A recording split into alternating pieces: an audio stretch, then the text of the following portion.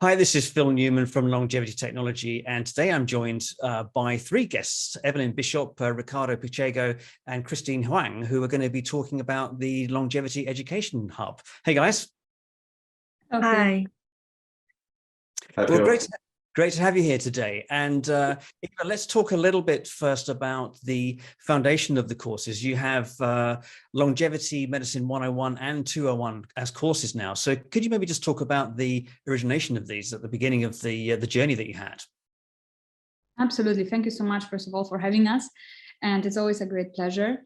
Our Longevity Medicine course for physicians, that was the original name of the course, was actually created in 2020 in the COVID year, and the initiator, the giver of the idea, who also brought the team together at the time, was Dr. Alex Javoronkov, who is very active and very passionate about educating especially physicians, but not only. So this course has been really tailored for the language and for a base as a curriculum for physicians or those who are on the way to become physicians, but also for anyone else who is interested in longevity medicine, and the basics of gerosciences that are being then translated. And this initiative grew very quickly. We have completed the course, the introduction course in 2020, and launched it free of cost for physicians. And there was a very high demand. And also we received feedbacks that they would like to learn more advanced. So we have been working on an advanced course that has been launched in the end of 2020. And this is how the entire concept then was born of, as we call it now, Longevity Education Hub. This is also how you can find it online. And on this hub platform, we have now the course 101, the introduction course, and course 201, the advanced course, both in English and both CME accredited for physicians. And as then we grew also in the group of volunteers, there were initiatives taken also by those people. And our big wish was also to reach more physicians that are perhaps not English native or just prefer to learn in their own language. And through our natural connection to China, me living and working in China, and so our dear friend, Dr. Huang, being a part of our team, we translated the course into Chinese and have also the one-on-one introduction course in Chinese available. Then many initiatives grew further. I will just mention our biggest highlight, I believe, pretty much at the beginning of the course initiation, that was the NHS platform implementing our course into their platform for all UK physicians. That was a very nice recognition of the work and also of the quality standard, right, of the course. And this gave us also the free way further to also get in contact with other universities and schools of medicine that would like to then further implement this course with modifications for their students.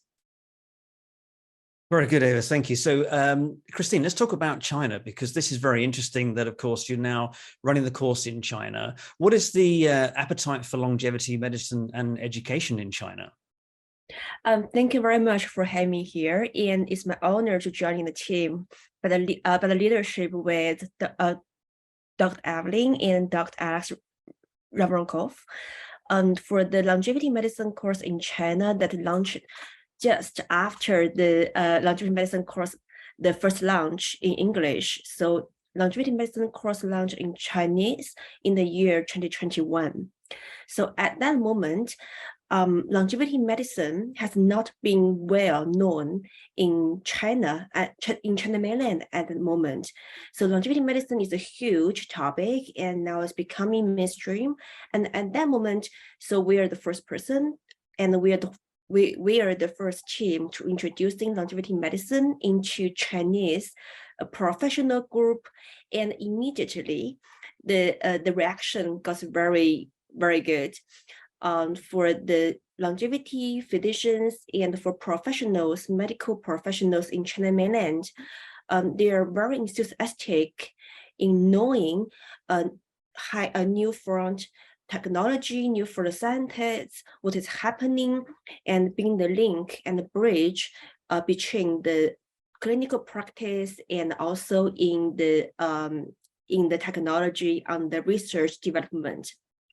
So the longevity medicine course becomes to be a very good bridge between clinicians and also the scientists. So we provide a big hub and big pool for the Chinese physicians to understand what is the frontier and the first front, longevity technology, and they also can learn more, and they can also apply that into their practice. So with the very good reaction from the longevity medical course first launch in Chinese, we also have the advanced longevity medicine course going to be launched in very early of this year. Very good. Thank you, Christine. And then, Ricardo, in relation to the expansion beyond English and Chinese, I understand you've got some news to share with us. Absolutely. So first of all, thank you very much for this invitation, Phil. It's a pleasure to be here and to share the news of what we're trying to do for the Longevity Education Hub. So I'll start by saying that we're global in essence, but we know how important it is to also act locally. And when we see such an emerging field in areas such as longevity medicine happening, we believe that this is something that we do not only need to be present out there in the English language, but to reach impact at scale, we need to also democratize access to that level of education, especially when the associated jargon, let's put it this way, is kind of all new to the majority of physicians. This has been something that has not been incorporated in standard clinical practice. So neither in medical universities, and we are going to start 2023 with big news regarding our expansion, because we're launching the first Portuguese and Spanish introduction to longevity medicine course, which is related, of course, to the core 101 course that was previously launched by the team. Excellent. So that's really exciting. So let's talk about a little how this implements itself locally, Ricardo. So did you say that you are looking to do chapters in these countries? How does that work in terms of not only taking the courses, but more interaction between people? Yeah, absolutely. So our first initiative, I would say, is actually launching the courses, the 101 course in Portuguese and Spanish. But the national chapter initiative goes much more beyond that, right? So what we're trying to do is empower local physicians in different geographies by having not only access to that education in their own language, but also to translate that level of scientific jargon and education in their own ecosystems, right? Because we know that we need to act locally for change to happen, right? So we plan to integrate that level of education with medical faculties. So this is something that we actively are looking into, not only for practicing physicians of today, but also for the ones that will be practicing in the near and the long-term future as well, right? So we want to basically look at how we can integrate such education in the medical curriculum across universities around the world. And this is, of course, very important to empower the local community, local physicians, local scientific persons that are already studying the aging biological process. And when they come together at the national, local level, then they can start putting a bunch of initiatives that will lead into incorporating that level of knowledge in medical faculties and in standard clinical practice as well. Thanks, Ricardo. So in relation then to accreditation, that's a very important part of all of this. You're working with medical faculties, so they're taking this very seriously. Eva, let's talk a little bit about accreditation. How did you go about doing this in the first place, and why is it so important? Right. So I believe for us, the very beginning, it was extremely important to create something that will be also externally validated, and the best validation for anything in medical education is CME accreditation by the AMA, American Medical Association, right? The worldwide association. And so after we created the content, we have applied for the CME accreditation, as everybody else has to do who would like to received these points, and we have been evaluated by the committee, by the jury, and have been granted the points. And we still have to, of course, provide proofs that people are taking the course, how they are taking the course, and so on, every year. That's the standard, and we wanted to make sure that we obey really the highest quality standards in terms of CME accreditation. This is also why we went for the highest, like for the AMA CME, and will now only implement also the local national ones. The same thing we did for CME, for the advanced course, which is much longer and much broader. So we were really, let's say, not sure if that will be accredited, since it's something extremely novel, and our advanced course is really targeted for practicing physicians, so that they will already know what kind of interventions they could be using, which diagnostic tests are needed for that, and all the molecular basis for that. But it was granted. CME accreditation was given last year, and I believe for us it's really, really so important to know that we are giving to the physicians that are now practicing in the hospitals, like in their practices, something that is really credible. And as longevity medicine is only starting to establish some recommendations, not even to mention guidelines, we are really working hard on it, but there is no recommendation as we are used to it in other medical disciplines. So as we go there, it's important to give already in a way that is compact and credible to the medical doctors what is available at the moment.